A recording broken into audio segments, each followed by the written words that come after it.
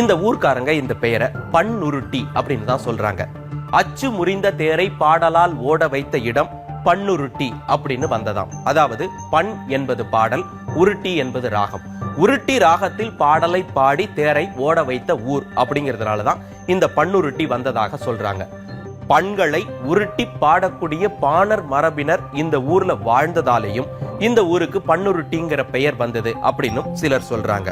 இன்னும் சிலர் மண்ணை உருட்டி பொம்மைகள் செய்யும் தொழிலை செய்தவர்கள் இந்த ஊர்ல இருந்ததுனால இந்த ஊருக்கு மண்ணுருட்டி அப்படிங்கக்கூடிய பெயர் வந்ததாம்.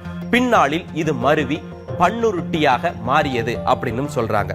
வரலாற்றின்படி பார்த்தா கிபி 1500ஆம் ஆண்டுகளுக்கு பிறகுதான் தமிழகத்தை நாயக்க மன்னர்கள் ஆட்சி செஞ்சாங்க. இவங்களுடைய இறுதி காலங்கள்ல தான் பாளைய ஆட்சி முறையானது தமிழகத்துல அறிமுகப்படுத்தப்பட்டது. அப்படி பிரிக்கப்பட்ட பாளையங்கள்ல இந்த பகுதி பண்டாரெட்டிப்பாளையம் அப்படின்னு அழைக்கப்பட்டிருக்கு. அதுவே பின்னாளில் சுருங்கி பண்டாரெட்டி அப்படிங்கிறது பன்ரொட்டியாக மாறியது அப்படின்னும் ஆராய்ச்சியாளர்கள் சொல்றாங்க.